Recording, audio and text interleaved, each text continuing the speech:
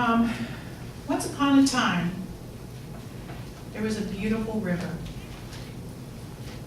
Finding her way among the hills, the forests, and the meadows, she began by being a joyful stream of water, a spring always dancing and singing as she ran down from the top of the mountain. She was very young at the time, and as she came to the low land, she slowed down. She was thinking about going to the ocean, and as she grew up, she learned to look beautiful, winding gracefully among the hills and the meadows. One day, she notices the clouds of all sorts of colors and forms, and she did nothing during those days but chase after clouds. She wanted to possess a cloud, to have one for herself. But clouds float and travel in the sky, and they are always changing their form. Sometimes they look like an overcoat, sometimes like a horse. Because of the nature of impermanence with the clouds, the river suffered very much. Her pleasure, her joy had become just chasing after clouds, one after another, but because she could never catch one, despair, anger, and hatred became her life. Then one day a strong wind came and blew all the clouds away from the sky. The sky became completely empty, and our river thought that life was not worth living, for there were no longer any clouds to chase after. She wanted to die, but how could a river cease to be? That night, the river had the opportunity to go back to herself for the first time. She'd been running for so long after something outside of herself that she had never seen herself fully. That night was the first opportunity for her to hear her own crying, the sounds of the water crashing against the banks of the river. Because she was able to listen to her own voice, she discovered something quite important. She realized that what she had been looking for was already in herself. She found out that clouds are nothing but water. Clouds are born from water and will return to water. And she found out that she herself is also water. The next morning, when the sun was in the sky, she discovered something very beautiful. She saw the blue sky for the first time. She'd never noticed it before. She had only been interested in clouds, and she had missed seeing the sky, which is the home of all the clouds. Clouds are impermanent, but the sky is stable. She realized that the immense sky had been within her heart since the very beginning. This great insight brought her peace and happiness, and she saw the vast, wonderful blue sky and knew that her peace and stability would never be lost again. That afternoon, the clouds returned, but this time she did not want to possess any of them. She could see the beauty of each cloud, and she was able to welcome all of them. When a cloud came by, she would greet him or her with loving kindness. When that cloud wanted to go away, she would wave to him or her happily along with loving kindness. She realized that all clouds are her. She didn't have to choose between clouds and herself. Peace and harmony existed between her and the clouds. And that evening, something wonderful happened. When she opened her heart completely to the evening sky, she received the image of a full moon, beautiful, round, like a jewel within itself. She had never imagined that she could receive such a beautiful image. There is a very beautiful Chinese poem that reads, "The fresh and beautiful moon is traveling in the utmost empty sky. When the mind rivers of living beings are free, that image of the beautiful moon will reflect in each of us." This was the mind of the river at that moment. She received the image of that beautiful moon within her heart, and water, clouds and moon took each other's hands and practiced walking meditation slowly, slowly to the ocean. There is nothing to chase after. We can go back to ourselves, enjoy our breathing, our smiling ourselves, and the moon within, completely at peace. Peace. We talk about peace a lot this time of year, don't we? We sing about it and we have overt messages about peace wherever we go. The idea of peace kind of wiggles its way out into the front of the line somehow in December as a thought that we must have at the holidays. It's the ideal that family squabbles or whatever are going to disappear at this time of year. Whatever holiday celebration is happening, everyone can participate. There's this idea. I remember as a child, my family told me that even in places of war, the soldiers stopped fighting on Christmas Day. I was always mystified by that. And I found it to be a fascinating idea that somehow on this certain magical day, everyone agreed fighting had no place, war had no place on that particular day. So as ministers tend to do, I needed to look that up. I really had never thought critically about that as an adult.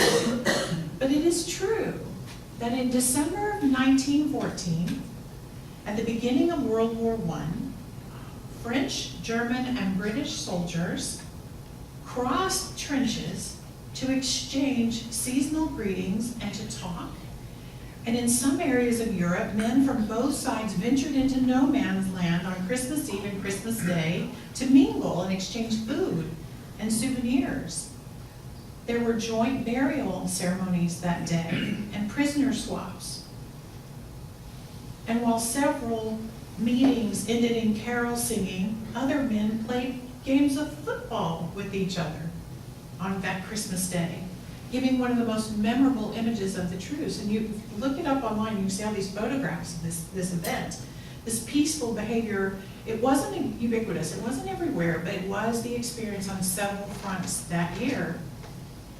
So my family must have been so taken by this story, or this possibility of peace, that in the middle of such chaos, there could be an overt decision for peace, that they told me about it. And somehow it stuck with me throughout my life. And when I was preparing this talk about peace, I'm like, what about that thing on Christmas Day where they stopped fighting? Is that really true?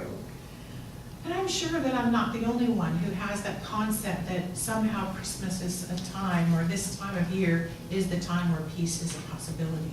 So what do we do with that? How do we take this idea of peace that is very present in our minds and heart and actually make it manifest in our lives at this time of year, in our experiences, not just in December, but throughout the year? How do we actually live peacefully? How do we personalize this concept and embrace it into our reality? Because we know from being around here for 10 minutes, you know that how we think affects our lives. So how do we affect our life in a positive way about peace? There are so many nuances to the idea of peace that we can kind of explore in our lives. So let's look back at our story about the river to see if there are clues in that story for us. See, the river starts out peaceful in youth, right? Wanting for nothing, experiencing, every valley, every winding path, just as it is. I believe there's a clue about being at peace in that part of the story, in that description, because one aspect of peace comes from accepting the moment as it is, not wanting it to be different, not identifying with what we don't have or what's not happening, but instead aligning our thoughts to being grateful for what is happening and what we do have, what we are experiencing. So this aspect of peace is kind of strengthened by non-resistance to the present moment as it shows up, as it brings everything to it in that moment. And the story goes on to describe the river's growing interest in the clouds, things outside of herself that she wanted to possess. And she struggled with the impermanence of form around her. She suffered from things that she wanted to cling to, but could not. they disappeared from her experience altogether. And so much of our own lack of peace comes from our desires to keep things the way they are, to keep things from changing, to keep people from shifting into a new position in our life situations, to hold everything that we love and care about in place. We kind of lose our peace as things shift and change. But the river found peace exactly the way each of us can find peace, by turning within. She was able to hear her own voice, realizing that there's really nothing outside of herself at all that's not within herself. We can learn that in all the impermanence, this is eternal. This love that is within us is eternal. Peace is birthed in the knowing the truth of oneness, that all the clouds are us. I'm made out of God's stuff. I'm made out of love and life and energy, and everything else and everyone else is also made out of that God stuff. Can we swirl together and we swirl apart in our experiences of life, but we all remain always. And peace is realizing that's the truth of our nature and the nature of everything else. What we seek out there is already within us. And when the river discovered this truth, she was at peace. When we discover this truth for ourselves, we can also breathe in peace.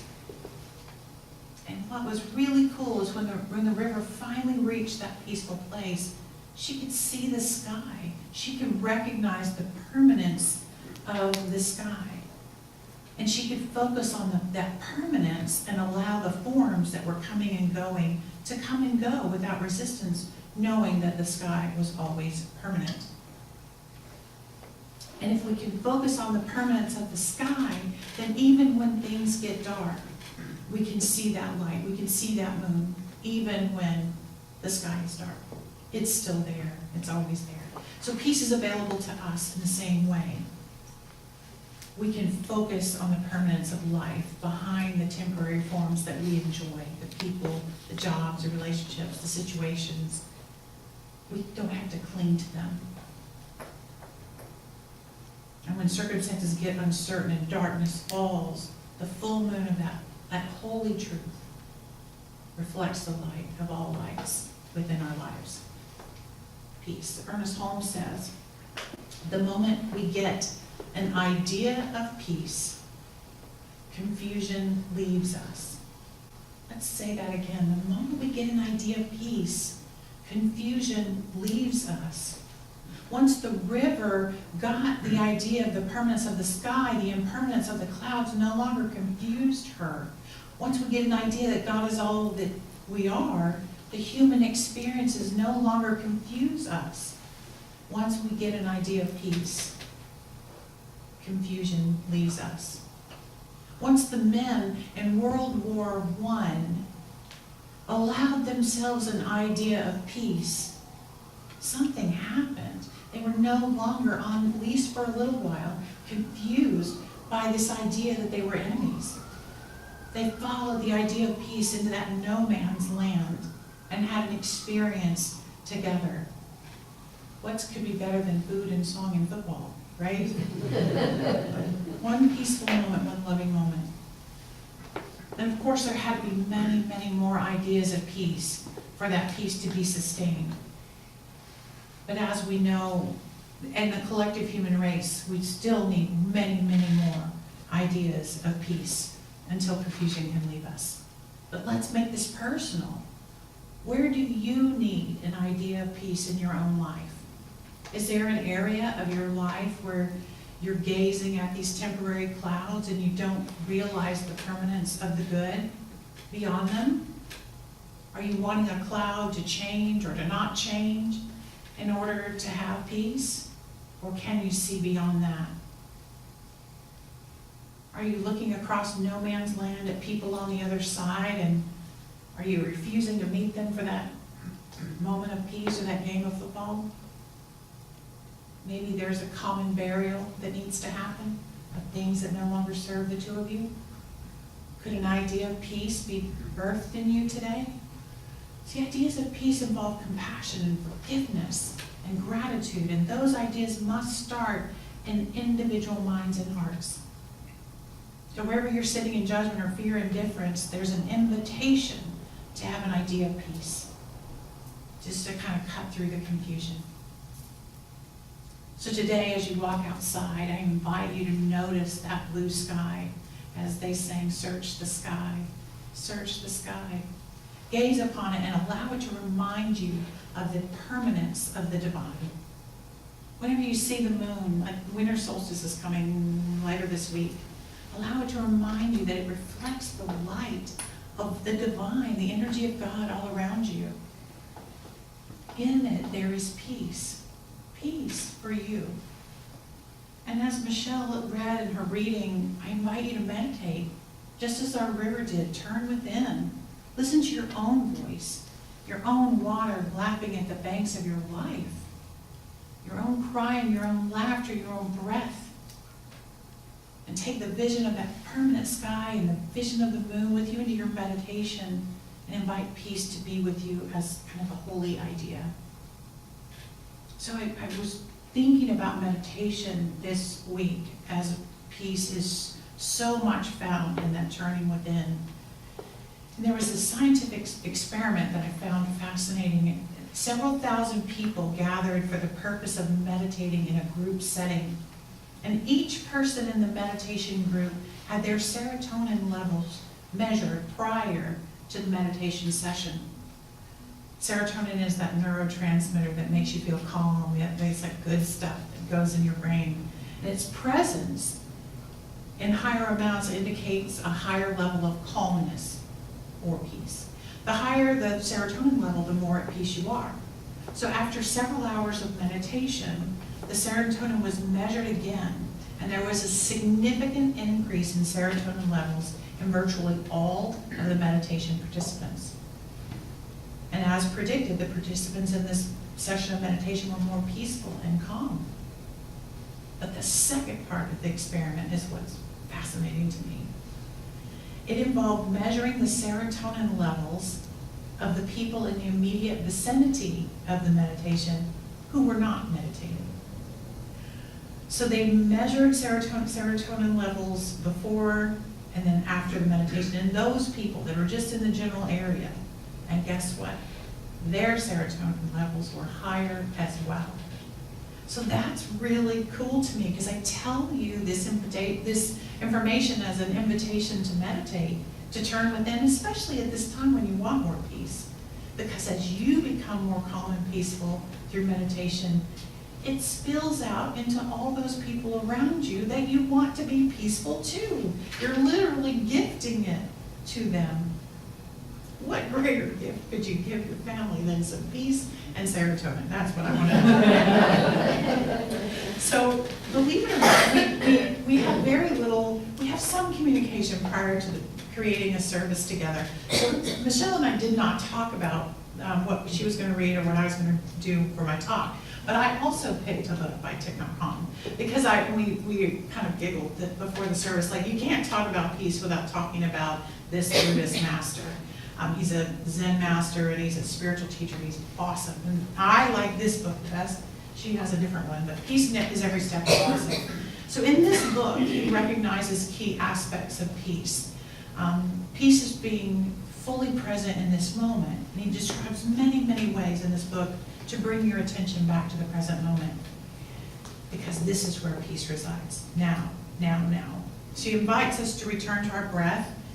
Breathing in, I calm my body. Breathing out, I smile. Dwelling in this present moment, I know this is a wonderful moment.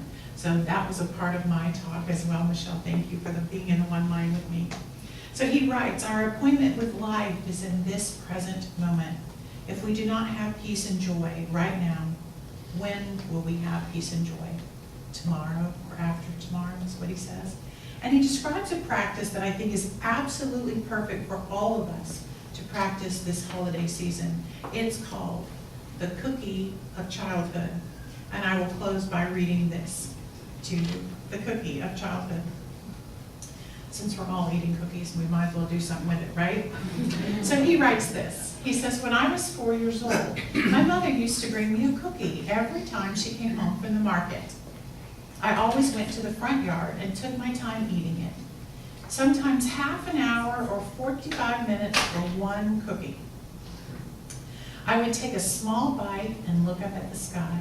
I just enjoyed being there with the sky, the earth, the bamboo thickets, the cat, the dog, the flowers. I was able to do that because I didn't have to worry about much. I did not think of the future. I did not regret the past. I was entirely in the present moment with my cookie, the dog, the bamboo thickets, the cat, and everything. It is possible to eat our cookies as slowly and joyfully as I ate the cookie of my childhood.